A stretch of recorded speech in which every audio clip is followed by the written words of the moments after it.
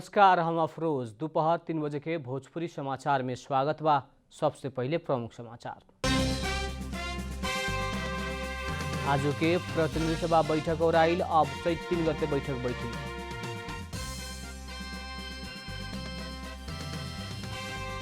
एमाले आ माओवादी केंद्र अलग पार्टी रहल, आयोग के पत्र संसद सचिवालय में दर्ता। दोनों दल के सांसद सत्ता पक्ष के कुर्सी में। संविधान संशोधन लगायत मुद्दा के संबोधन करे वाला पक्ष के सरकार गठन में समर्थन करे के जसपा के संकेत, छलफल आगे बढ़ाव के निर्णय। अफगानिस्तान के दक्षिणी कंदाहार प्रांत में सुरक्षा फौज से कई कार्रवाई में 21 जने तालिबानी लड़ाकू के मृत्यु, 13 जने घायल। Italian champions Juventus UEFA champions league से बाहर, एफसी पोर्टो क्वार्टर फाइनल में प्रवेश।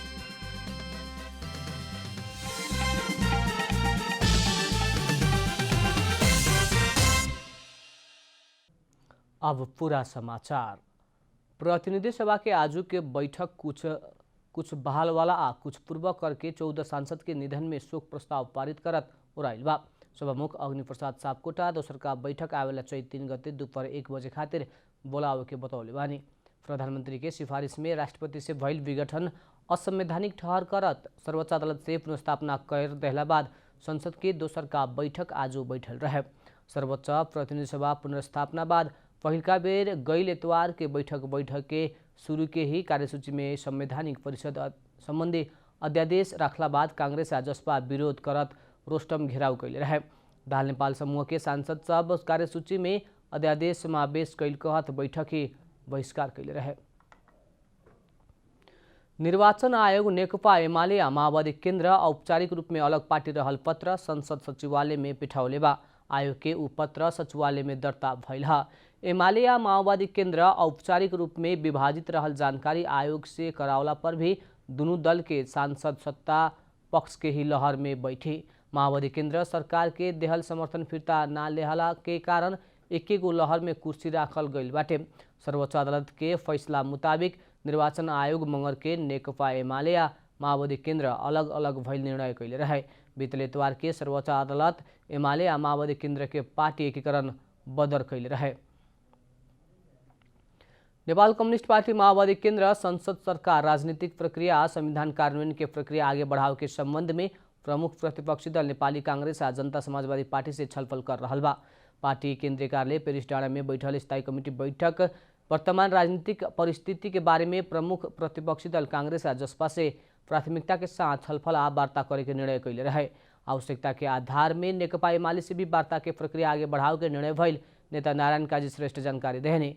वैसे फागुन 29 गते केंद्रीय कमिटी के बैठक आ चैत 1 गते कार्यकर्ता भेला करे के निर्णय भइल नेता श्रेष्ठ बताउने। नेकपा एमालेसँग पनि आवश्यकता अनुसार वार्ताको प्रक्रिया अगाडि बढाउनेछौँ, तर मुख्यतः प्रमुख प्रतिपक्षी दल र जनता समाजवादी पार्टीसँग संसद सञ्चालन, सरकार, आगामी राजनीतिक प्रक्रियाका बारेमा छलफल गर्ने, वार्ता गर्ने निर्णय गरिएको छ। यही फागुन 29 गते काठमाडौँमा केन्द्रीय कमिटीको बैठक आह्वान गरेका छौँ र चैत्र 1 गते हामीले कार्यकर्ता भेलाको पनि आयोजना गर्ने निर्णय गरेका छौँ। इससे पहले निर्वाचन आयोग में बुझावल केंद्रीय सदस्य सबके बैठक बैठ के भी नेता श्रेष्ठ जानकारी देहने। सरकार गठन आ सरकार में रहल सांसद सबके सवाल में भी ठोस निर्णय ना कैल नेता श्रेष्ठ जानकारी देहने। जनता समाजवादी पार्टी के सांसद रेशम चौधरी के रिहाई संविधान संशोधन लगायत मुद्दा के संबोधन करे वाला पक्ष के सरकार गठन में समर्थन करे के संकेत कैले बा। जनता समाजवादी पार्टी के संसदीय दल के बैठक अपन एजेंडा के केंद्र में राख के छलफल आगे बढ़ाव के निर्णय कैले बा। सांसद रेशम चौधरी के रिहाई मधेश थरुवट आंदोलन के मुद्दा फिरता संविधान संशोधन लगायत सब सवाल के केंद्र में राख के छलफल करे के आ माग संबोधन होखे के विश्वसनीय आधार भइला बादे पार्टी सरकार गठन बारे के निर्णय में पुगे के सांसद राजेन्द्र महतो जानकारी देहने।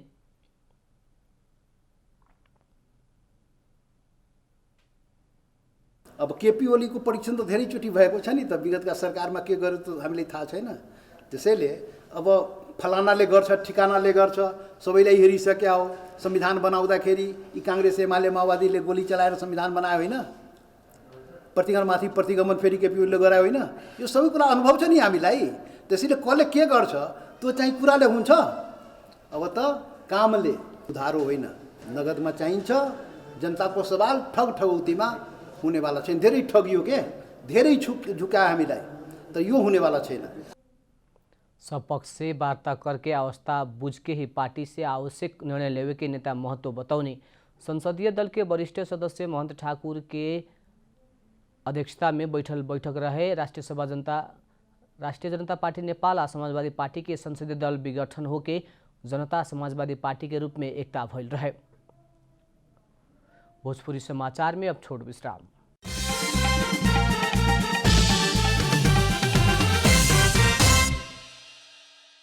भोजपुरी समाचार में अब थप समाचार।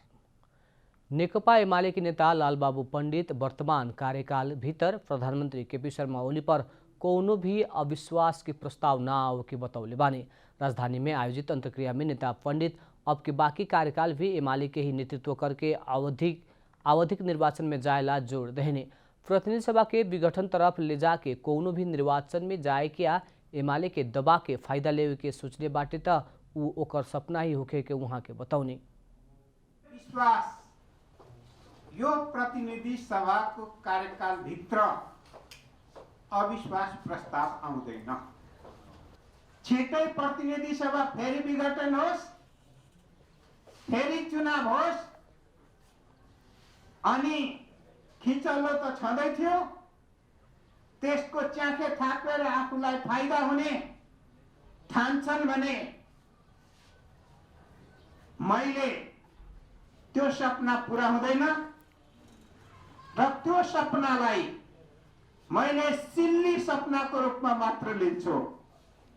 नेता पंडित नेकपा अस्तित्व में ना भइल अवस्था में भइला पर भी ऊ पार्टी से संघीय संसद में निर्वाचित सांसद के पद यथावत रहे के नेता पंडित के तर्क बाटे।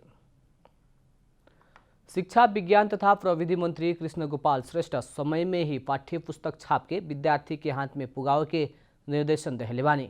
मंगर के जनक शिक्षा सामग्री केंद्र लिमिटेड के अनुगमन में पुगल मंत्री श्रेष्ठ जनक शिक्षा सामग्री केंद्र विद्यार्थी के समय में पुस्तक देवे ना सकल कहत शिकायत बहुते आ रहल कहत अब वैसन शिकायत सुने के ना चाहल वहाँ के बतौनी।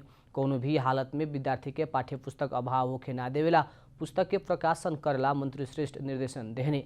समय में ही पुस्तक छाप के पहले दुर्गम ठाउँ सब में पुगावला भी निर्देशन देहने। कहिलेकाहीँ जनशिक्षा सामग्रीको त्यो ठुलो मतलब कमेन्ट मतलब त्यो आलोचना के आउँछ भन्दाखेरि यसले पुस्तक नै विद्यालय र विद्यार्थीलाई समयमा दिन सकेन भन्ने ढङ्गको आलोचना चाहिँ धेरै आउने गर्छ। अब यो आलोचना विगतमा जे जस्तो आओस्, हामी विगतको मैले पास भनिसकेका छौँ। कुनै पनि पुस्तक छपाई टाइममा छाप्ने र काठमाडौँमा बसेर त्यो जुम्लाको चाहिँ विकट गाउँको स्कुल सम्झने, यहाँ त सजिलै पाउनु होला। सबभन्दा पहिले दुर्गम ठाउँमा चाहिँ किताबहरू चाहिँ सप्लाई हुनु पर्यो।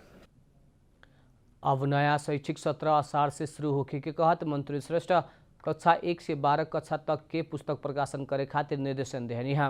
वैसे ही जनक शिक्षा सामग्री केंद्र निर्वाचन खातिर मतपत्र छापे खातिर भी तैयारी अवस्था में रहेला भी वहाँ के बतौनी। यो जनशिक्षा सामग्री केन्द्र अब एटेन्सन पोजिसनमा रहनुहोस्, तपाईहरु एकदम चाहिँ नि रेडी पोजिसनमा रहनुहोस्।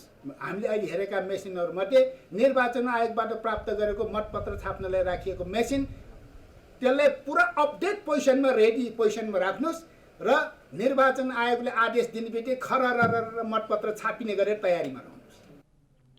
मंत्री श्रेष्ठ सरकार से चुनाव चाहिए तो निर्वाचन आयोग से मतपत्र छापे के ठाउँ समय में ही छाप के देवे सके के स्थिति में रहे पड़े के वहाँ के बताउने। ललितपुर में रहल कुमारी 6 आ कुमारी घर पुनर्निर्माण होखे के भइल बाटे। 2072 साल के भूकंप से क्षतिग्रस्त रहल ललितपुर स्थित कुमारी 6 आ कुमारी घर भारत सरकार के अनुदान में पुनर्निर्माण होखे लागल हुए। मंगर के भारतीय राजदूत विनय मोहन क्वात्रा ललितपुर महानगरपालिका वार्ड नंबर 16 में रहल कुमारी 6 आ कुमारी निवास के शिलान्यास कैनी। विशेष करके माटी या काठ से निर्माण कैल कुमारी घर भूकंप बाद क्षतिग्रस्त बनल रहे। भारत सरकार के आर्थिक अनुदान में राष्ट्रीय पुनर्निर्माण प्राधिकरण 4,55,94,000 लागत में हो रहल भौतिक संरचना के पुनर्निर्माण नया कुमारी घर निर्माण करे लागल प्राधिकरण जनौले बा।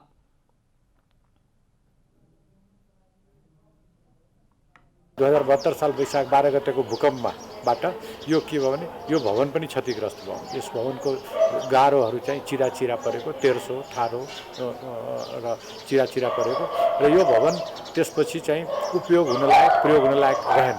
यो भवन जोखिमयुक्त भयो र त्यसलाई चाहिँ नेपाल सरकार राष्ट्रिय पुनर्निर्माण प्राधिकरणबाट यसलाई चाहिँ यो भवनलाई बनाउने निश्चित गर्यो। भौतिक संरचना सब पुराने मौलिक स्वरूप में बनावे के आ सीमेंट डंडी के प्रयोग ना करे के प्राधिकरण जनौले बा। 1.5 वर्ष से संपन्न करे के हिसाब से बनावे लागल भवन भूकंप प्रतिरोधी बनावे के भी प्राधिकरण जनौले बा। अब आर्थिक समाचार के साथ में अर्घाखाँची ओपीसी सिमेन्ट सबैभन्दा स्तरीय सिमेन्ट।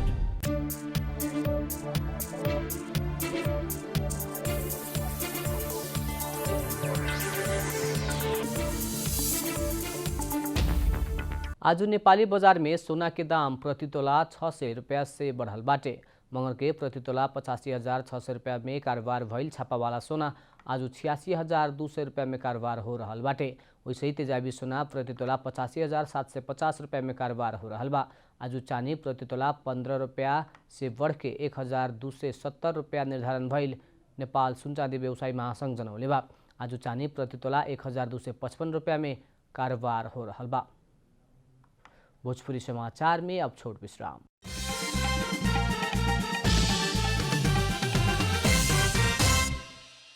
भोजपुरी समाचार में अब अंतर्राष्ट्रीय समाचार।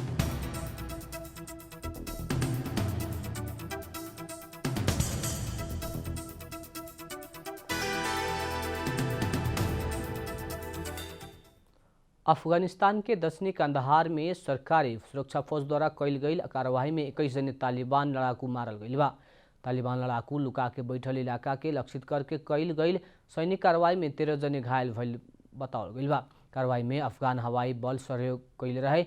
सेना द्वारा कंदहार के अर्घानदाव आ झारी जिला में कार्रवाई भइल बाटे। सेना द्वारा खोज तथा घेराबंदी सैन्य कार्रवाई करे लगला बाद विद्रोही तालिबान के मजबूत उपस्थिति रहल कंदहार में सुरक्षा व्यवस्था में पिछला कुछ महीना से बहुते सुधार आयल बा। लेकिन विद्रोही से सरकार के खास स्थान आ व्यक्ति पर सांकेतिक आक्रमण कर रहल बा। अब खेलकूद समाचार।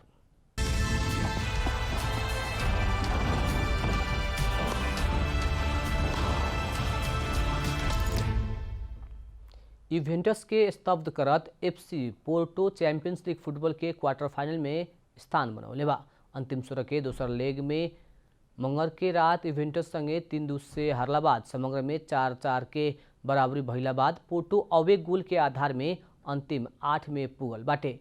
घरेलू मैदान में भइल पहिलका लेग में 2-1 से जीतल पोर्टो अवे मैदान में भइल दोसर लेग में 3-2 के हार सहला पर भी गोल निर्णायक बनल हुए।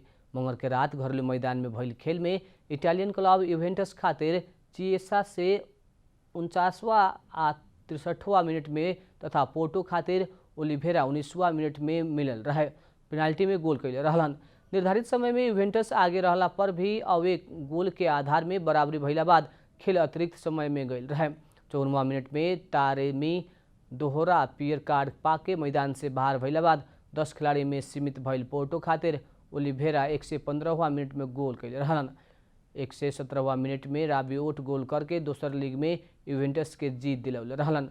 रोनाल्डो 49वां मिनट में गोल खातिर सहयोग कैला बाद अपना से गोल करे ना सकल बात बताओल गइल बा। मंगर के रात ही भइल दोसर खेल में बेरुसिया डॉर्टमंड आ सेलिबा 2-2 के बराबरी खेलले बाटे त 5-4 के जीत सहित बेरुसिया अंतिम 8 में पुगल बा। अंत में प्रमुख समाचार फिर एक बेर। आज के प्रतिनिधि सभा बैठक ओराइल अब चैत 3 गते बैठक बैठे।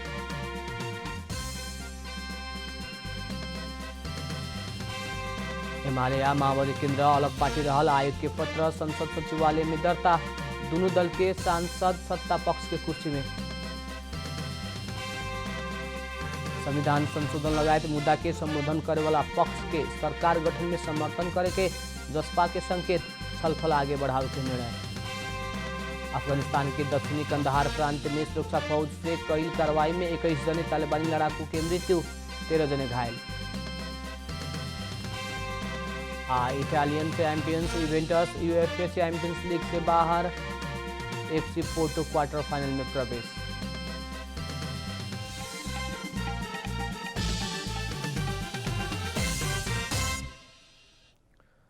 भोजपुरी समाचार अभी खातिर इतना ही। जनता द्वारा जनता खातिर प्रसारित जनता टेलीविजन के कार्यक्रम सब यूट्यूब, ट्विटर, फेसबुक आ हमनी के वेबसाइट जनतासमाचार.com में भी पढ़ा देख सकत बानी।